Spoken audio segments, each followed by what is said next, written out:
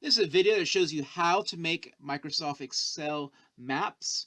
In this case, using information from discussion one, the results that you actually produced. And so what I did was, as I would read your posts, your favorite states, wish list states, I would then note it here in Excel. And so I have a list. And so you can see that Colorado's listed a few times, Florida's listed a few times, and so on. And so to help as far as make this map, we got to do a few different steps first. First off, what we're going to do is we're going to filter out and try to get just the names of just the states that were mentioned. I just want them only listed once. And to do that, we can go up to Data, Advanced. I'm going to filter. I'm going to copy it to a particular location right next to it. And the Unique Records is the key button I'm going to push here. That's then going to give me just a list of the individual states.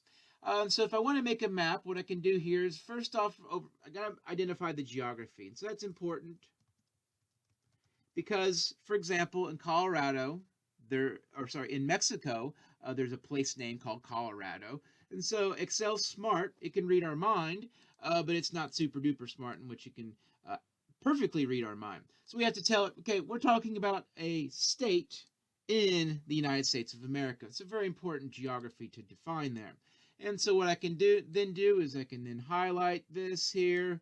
I can then go to Insert, Maps, and then click that. And then here, boom, we have a map that shows all the favorite states from G107 students. But let's just take this one step farther. I'm going to go ahead and cut that out. All right, and so now what I want to do is I want to get a little bit more information here. I want to show value. I want to show, because students here, you saw Colorado and Florida show up big time in terms of the favorite states. And so I only see them only showed up there one time on that previous map. So what I'm going to do here is I'm going to do a count if function. So equals count if. I'm going to do a parentheses, and I'm going to go this whole entire area here. So that's going to be the range. But my criteria is Colorado. And so what this is saying, it's saying look through this entire grouping here, count the number of times Colorado is shown on there. And so I just do that. It should be 4 because I've already done that with my naked eye. Of course, this would be really easy to do with our own essential count. And so, okay, we got that all there. All right.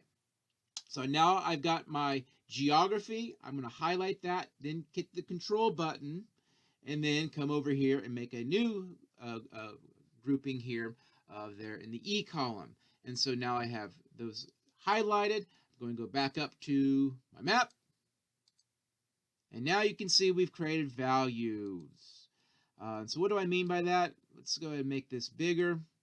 And so now you can see how Florida, Colorado are shown there as far as having the highest number of students who declared that as their favorite state to visit.